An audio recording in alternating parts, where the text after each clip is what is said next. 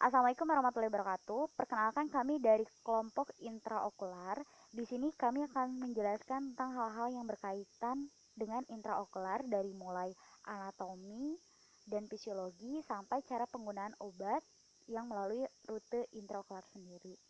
Sebelum jauh membahas, di sini saya akan menjelaskan terkait dengan definisi sistem penghantaran obat intraokular.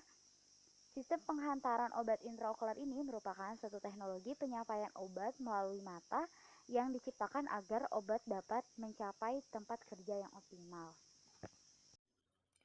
Assalamualaikum warahmatullahi wabarakatuh. Perkenalkan, nama saya Fajar Muslimin. Nah, pada slide kali ini, di sini saya akan menjelaskan tentang anatomi dan fisiologi intraokular. Nah, pada intraokular sendiri, itu yang digunakan adalah organ mata. Nah, pada organ mata ini terdapat 3 lapisan. Yang lapisan pertama ada kornea dan sklerea. Di kornea sendiri, itu berfungsi sebagai pelindung mata dari infeksi dan kerusakan struktural serta membiaskan cahaya ke lensa dan retina. Kemudian setelah itu ada sklerea. Sklerea merupakan mantel atau pelindung mata agar tetap mempertahankan bentuknya saat ada tekanan internal atau eksternal, atau tekanan dari luar atau tekanan dari dalam. Nah, kemudian ke lapisan berikutnya. Lapisan kedua. Lapisan kedua itu ada iris, badan siliar, dan koroid. Nah, pada lapisan kedua ini ada iris. Yang iris sendiri berfungsi sebagai pengaturan akomodasi pupil agar cahaya yang masuk dapat tersampaikan ke retina dengan baik. Kemudian ada badan siliar. Ini masih di bagian lapisan kedua pada organ mata.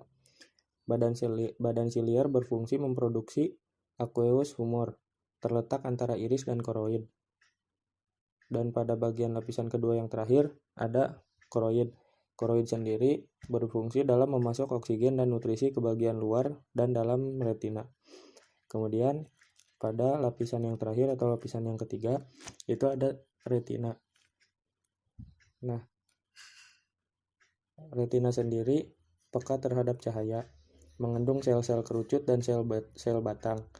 Bila sel kerucut dan sel batang terangsang, sinyal akan dijalarkan melalui sel saraf pada retina itu sendiri, kemudian ke serabut saraf optimus, dan diinterpretasikan oleh korteks cerebri.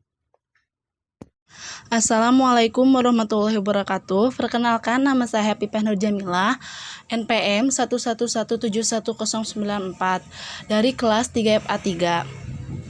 Di sini saya akan menjelaskan tentang masalah-masalah yang berkaitan dengan rute intraokular. Yang pertama, dapat mengakibatkan kemungkinan peningkatan komplikasi seperti pendarahan vitreous, lepasan retina, dan endophthalmitis. Dan yang kedua, kerugian melalui rute intraokular ini, tipe sistemik, ialah semua bagian tubuh terkena aksi dari obat di mana hanya bagian kecil saja yang perlu diobati. Yang ketiga, obat pengiriman lokal untuk satu mata tidak memperlakukan mata kontraletral. Dan yang keempat, untuk penyakit tidak terbatas pada mata, pemberian obat lokal gagal untuk mengobati penyakit luar mata, seperti penyakit menular CMV. Terima kasih, semoga bermanfaat. Perkenalkan, nama saya Nurlela Soliha dengan NPM 111711104. Di sini saya akan menjelaskan tentang proses biofarmasetika dari rute intraokular. Nah, teman-teman, perlu teman-teman ketahui ada beberapa proses ketika masuk ke dalam tahap biofarmasetika khususnya pada rute intraokular ini. Yang pertama ada tonisitas, kedua ada isohidris atau kita sebut dengan pH, ketiga ada kejernihan, ada sterilisasi dan penggunaan pengawet, kemudian ada absorpsi dan barier, ada koefisien partisi, ada viskositas, dan yang terakhir ada surfaktan. Nah, untuk yang pertama ada tonisitas. Nah, perlu teman-teman ketahui untuk tonisitas sendiri, untuk cairan hipotonisitas dia itu dapat meningkatkan permeabilitas kornea. Nah, apa sih yang dimaksud dengan hipotonisitas? Jadi hipotonisitas ini keadaan apabila konsentrasi larutan dalam sel ini lebih tinggi dibanding dengan keadaan di luar sel. Nah, selanjutnya cairan tubuh itu termasuk darah dan cairan mata ini mempunyai tekanan osmotik yang sebanding dengan larutan NaCl dalam air 0,9%. Yang artinya, jadi suatu larutan dengan konsentrasi tersebut ini dapat dikatakan isoosmotik atau memiliki tekanan osmosis yang seimbang dengan cairan fisiologis. Nah, untuk konsentrasi NaCl ini terletak antara 0,7 sampai 1,4% bobot per volume, maka larutan NaCl tidak menyebabkan rasa sakit dan tidak mengiritasi mata. Namun teman-teman, sebagai informasi tambahan, pada kenyataannya bahan aktif dilarutkan dalam larutan NaCl ini biasanya kisaran antara 0,8 sampai 0,9% atau larutan lain dengan tonisitas yang sama. Nah, biasanya kemudian pada sediaan hipotonis ini ditambah zat yang namanya pengisotonis. Apa aja sih zat pengisotonis? Jadi zat pengisotonis ini contohnya ada NaCl dan asam borat. Nah, fungsinya untuk apa? Jadi fungsinya ditambahkan zat pengisotonis tadi, fungsinya agar tidak menyebabkan rasa sakit. Jadi ketika obat diteteskan ke dalam mata ini tidak menyebabkan rasa sakit atau mengiritasi mata tersebut. Nah, selanjutnya teman-teman, pada proses biofarmasetika rute intraokular ini dipengaruhi oleh isohidris atau sering kita sebut dengan namanya pH. Nah, pH ini untuk mempengaruhi fraksi terdisosiasi. Selain itu, perlu teman-teman ketahui bahwa sediaan intraokular ini harus memiliki pH yang sama dengan pH cairan mata. Kenapa demikian? Karena ketika nanti teman-teman menggunakan sediaan tersebut, itu tidak terasa perih seperti itu teman-teman. Jadi salah satunya sediaan intraokular ini harus memiliki pH yang sama dengan pH cairan mata kita. Nah, untuk mengatasi fluktuasi pH tersebut maka perlu ditambahkan dengan yang namanya buffer.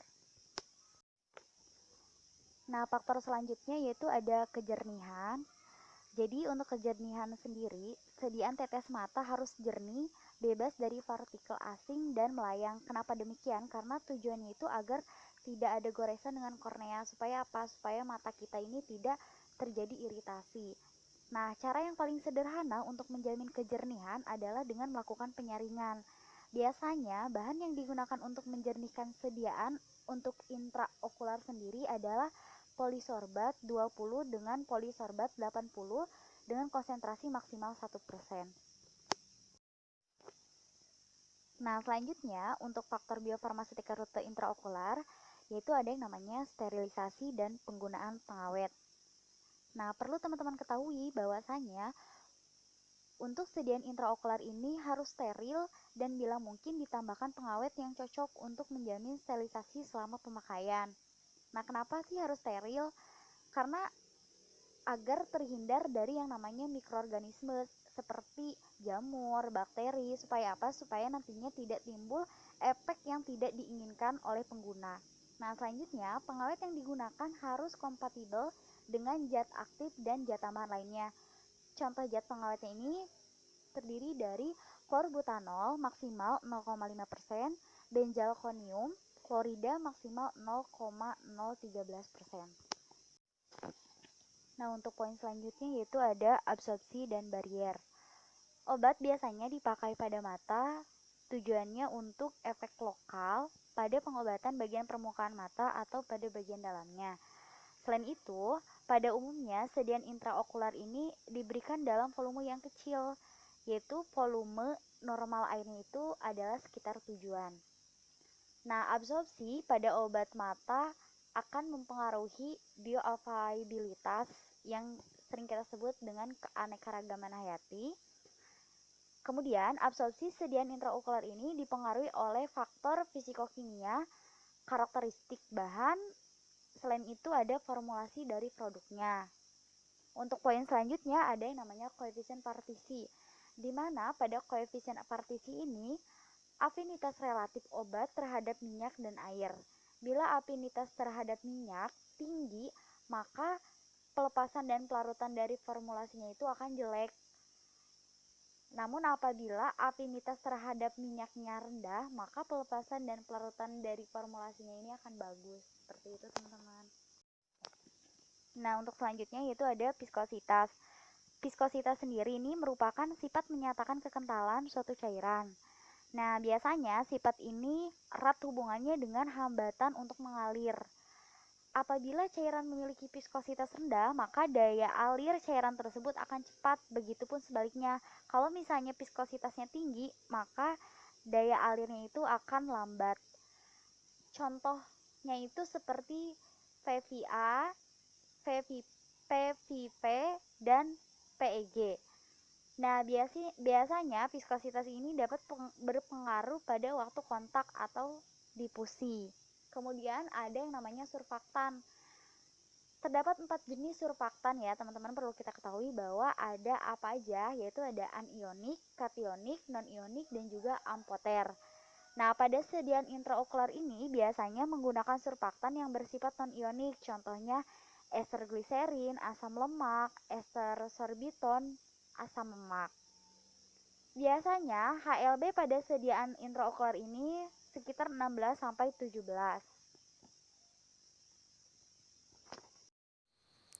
Faktor-faktor yang mempengaruhi kecepatan absorpsi dari obat melalui rute intraokular.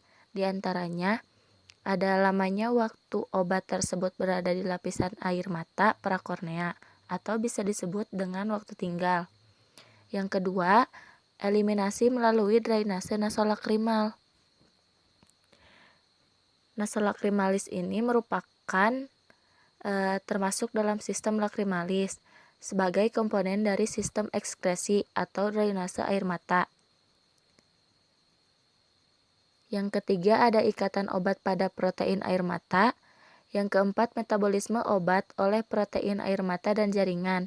Dan yang kelima adalah difusi menembus kornea dan konjungtiva di mata.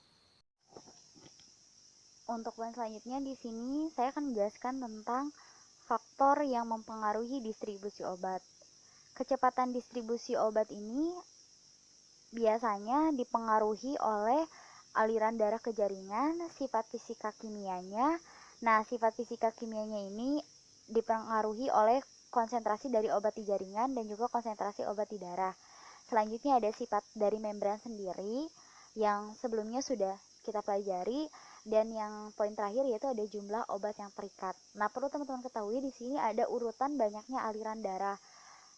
Mulai dari apa? Mulai dari paru, ginjal, hati, jantung, otak, lemak, otot, dan tulang. Nah, biasanya pada paru ini aliran darahnya paling banyak dibandingkan dengan tulang dan otot. Assalamualaikum warahmatullahi wabarakatuh. Perkenalkan, nama saya Fikri Muhammad Burdiana. Di sini saya akan menjelaskan bagaimana kelebihan dan kekurangan dari intraokular. Langsung saja ya.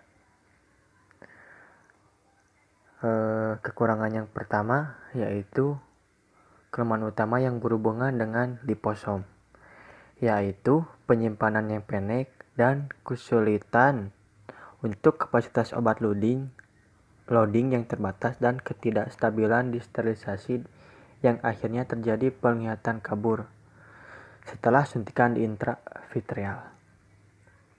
Tetapi meskipun kelemahan ini, mereka dapat memiliki potensi sebagai sistem pengirim obat karena mereka terdiri dari zat-zat yang tidak beracun dan sangat biodegradable. Yang selanjutnya yaitu volume larutan yang dapat ditampung oleh mata sangat terbatas, yaitu sekitar 7 mikroliter. Lalu volume larutan yang dapat ditampung oleh mata sangat terbatas, maka larutan yang berlebih dapat masuk ke nasal cavity lalu masuk ke jalur GI, menghasilkan absorpsi sistemik yang tidak diinginkan. Kornea dan rongga mata sangat tervaskularisasi. Selain itu, kapiler pada retina dan iris relatif non-permeable, sehingga umumnya sediaan untuk mata adalah efeknya lokal atau topikal. Lalu juga memiliki ketersediaan hayati yang sangat sedikit karena cepatnya eliminasi prokorneal, penyerapan konjungtiva, pengeringan larutan oleh gravitasi yang disebabkan oleh lakrimasi, dan pergantian air mata secara normal. Nah, sekarang itu kelebihannya. Kelebihan yang pertama, memiliki dalam hal kehomogenan. Yang kedua yaitu bioavailabilitas. Apa itu bioavailabilitas? Yaitu ketersediaan hayati ialah jumlah relatif atau persentase dari obat yang masuk ke sirkulasi sistemik sesudah pemberian obat dalam sediaan tertentu, serta kecepatan peningkatan kadar obat dalam sirkulasi sistemik. Nah, dan kemudahan penanganan. Selanjutnya, ada partikel zat aktif dapat memperpanjang waktu tinggal pada mata sehingga obat dapat meningkatkan waktu terdisolusinya oleh air mata, terjadi peningkatan bioavailabilitas dan efek terapinya. Nah, itu partikel zat aktifnya. Lalu juga meningkatkan waktu kontak dengan kornea, memberikan kerja lepas lambat, dan melepaskan obat sesuai dosis. Lalu larutan mata memiliki kelebihan dalam hal kehomogenan, bioavailabilitas yang tadi sudah dijelaskan, dan kemudahan penanganan. Nah, untuk suspensi mata memiliki kelebihan di mana adanya partikel zat aktif dapat memperpanjang waktu tinggal pada mata sehingga meningkatkan waktu terdisolusinya oleh air mata, sehingga terjadi peningkatan bioavailabilitas dan efek terapinya. Dan juga kemudahan kenyamanan, pengobatan yang dapat dilakukan sendiri, kepatuhan pasien ditingkatkan, dan peningkatan penetrasi hidrofil dan berat molekul obat rendah. Penyerapan cepat dan juga onset cepat, menghindari metabolisme lintas pertama yang melewati hepatik. Keuntungan dan kerugian salep mata. Keuntungan dan kerugian salep mata. Yang pertama, keuntungan yaitu absorpsi lebih cepat, dosis lebih terkontrol. Yang lalu kerugiannya rasa tidak nyaman, sisipan mudah lepas dan berpindah tempat. Mungkin sekian penjelasan keuntungan dan kekurangan dari intraokuler. Sekian, terima kasih. Wassalamualaikum warahmatullahi wabarakatuh. Selanjutnya, saya akan membahas tentang pertimbangan pembuatan obat dengan rute intraokular. Perkenalkan, nama saya Yuyun Asri Wahyuni, NPM saya 11171119. Di sini, pertimbangan pembuatan obat dengan rute intraokular ini ada beberapa. Yang pertama adalah formulasi sediaan topikal untuk mata harus memiliki bioavailabilitas yang rendah agar mudah dieliminasi sebelum mencapai kornea. Selanjutnya, sistem penghantaran obat okular ini membutuhkan serangkaian karakteristik tertentu sesuai dengan struktur fisiologis dari mata itu sendiri.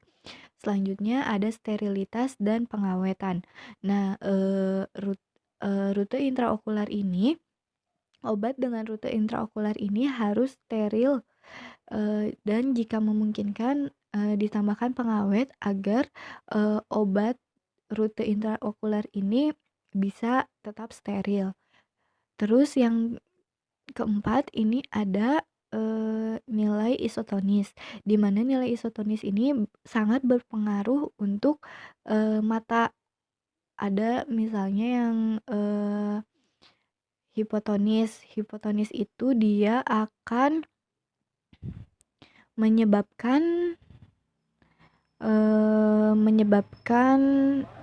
akan meningkatkan permeabilitas kornea. Sedangkan kalau misalnya hiper dia akan menyebabkan sakit pada mata kayak gitu. Jadi nilai isotonis itu sangat berpengaruh. Kita harus mempertimbangkannya. Lalu ada pendaparan. Nah, selanjutnya ada viskositas dan zat pengental. Yang ketujuh itu ada bioavailabilitas dari matanya itu sendiri. Selanjutnya iritasi, di mana kita harus mempertimbangkan iritasi ini. Apakah bahan aktif, bahan pembantu, atau pH yang tidak cocok dari pembawa ini bisa menimbulkan iritasi terhadap mata atau tidak. Nah, yang kesembilan ini adalah pengawet. Nah, semua obat tetes mata itu harus dalam keadaan yang steril. Jika diperlukan, ditambahkan pengawet, khususnya untuk obat tetes mata yang digunakan dalam dosis ganda. Ada syarat-syarat pengawet dalam obat tetes mata ini, yaitu harus efektif dan efisien, tidak berinteraksi dengan bahan aktif atau bahan pembantu lainnya, tidak iritan terhadap mata, dan tidak toksik. Nah, yang terakhir ini pertimbangannya yaitu dalam pengemasan dan pemakaian larutan untuk mata. Assalamualaikum, ini Arya Ardiansyah. Selanjutnya kita akan bahas jenis dan bentuk sediaan. Menurut Farmakopeia Indonesia edisi 5, jenis dan bentuk sediaan untuk obat mata itu ada 4. Nah, yang pertama larutan obat mata, yang kedua suspensi obat mata, yang ketiga salep mata, dan yang keempat ada strip. Yang pertama itu ada larutan obat mata. Nah, larutan obat mata adalah larutan steril, bebas partikel asing, merupakan sediaan yang dikemas sedemikian rupa hingga sesuai digunakan pada mata. Kemudian, faktor-faktor yang perlu diperhatikan. Yang pertama itu toksisitas bahan obat. Yang kedua, nilai isotonis. Yang ketiga, kebutuhan akan dasar. Yang keempat, kebutuhan akan pengawet. Yang kelima, sterilisasi dan kemasan yang tepat. Dan yang keenam, penggunaan dan pemakaian larutan untuk mata. Contoh sediaan larutan obat mata yaitu isoptokarfin. Nah, bentuk sediaan yang kedua itu adalah suspensi obat mata. Suspensi obat mata adalah sediaan cair steril yang mengandung partikel-partikel yang terdispersi dalam cairan pembawa untuk pemakaian pada mata seperti yang tertera pada suspensi. Obat dalam bentuk suspensi harus dalam bentuk termikronisasi agar tidak menimbulkan iritasi dan atau goresan pada kornea. Suspensi obat mata juga tidak boleh digunakan bila terjadi massa yang mengeras atau penggumpalan. Contoh dari bentuk sediaan suspensi obat mata adalah kortisporin. Nah, bentuk sediaan yang ketiga itu adalah salep mata. Salep mata adalah salep yang digunakan pada mata. Sediaan dibuat dari bahan yang sudah disterilkan dengan perlakuan aseptik yang ketat serta memenuhi syarat uji sterilitas. Salep mata harus bebas dari partikel kasar dan harus memenuhi syarat kebocoran dan partikel logam pada uji salep mata. Contoh sediaan dari salep mata adalah salep mata chloramphenicol. Dan bentuk sediaan yang terakhir adalah strip. Nah, menurut Farmakopeia Indonesia edisi 5, itu larutan natrium fluoresin harus diracik dalam wadah dosis tunggal steril atau strip kertas steril yang diimpregnasi dengan natrium fluoresin. Kertas akan melepas obat dalam jumlah yang cukup untuk keperluan diagnostik bila disentuhkan pada mata yang diperiksa terhadap benda asing atau abrasi kornea. Nah, kontak antar kertas dengan mata dapat dihindarkan dengan membilas obat dari kertas ke mata dengan air steril atau natrium klorida steril. Kemudian ini adalah contoh dari sediaan strip adalah non-cerot. Terima kasih. Mungkin cukup ini aja dari bentuk dan sediaannya. Terima kasih. Perkenalkan, nama saya Mira Hadianti, NPM 11171102. Di sini saya akan membahas tentang cara menggunakan obat intraokular. Dan yang kita bahas hanya 2, yaitu cara menggunakan tetes mata dan cara menggunakan salep mata. Yang pertama, untuk cara menggunakan tetes mata, cuci tangan dengan air dan sabun. Hindari menyentuh langsung ujung tube. Terus, boleh dilakukan sambil duduk atau berdiri. Selanjutnya, condongkan kepala ke belakang sampai wajah menghadap langit-langit. Tarik kantong mata ke bawah menggunakan jari. Lalu, teteskan obat mata ke dalam kantong mata. Dan tutup mata selama 2-3 menit. Selesai. Selanjutnya, cara menggunakan salep mata. Pertama, cuci tangan dengan air dan sabun. Hindari menyentuh langsung ujung tube. Kemudian, condongkan kepala ke belakang. Pegang tube dengan satu tangan. Dan tangan lain menarik kelopak mata bagian bawah sampai membentuk kantung atau cekungan. Kemudian, oleskan salep sepanjang kurang lebih 1 cm atau sesuai yang dianjurkan. Dan pejamkan mata selama 1-2 menit. Setelah itu, bersihkan sisa salep menggunakan tisu. Dan jika sudah, bersihkan juga sisa salep pada ujung tube dengan tisu yang lain. Dan tutup kembali. Setelah itu, cuci tangan. Selesai.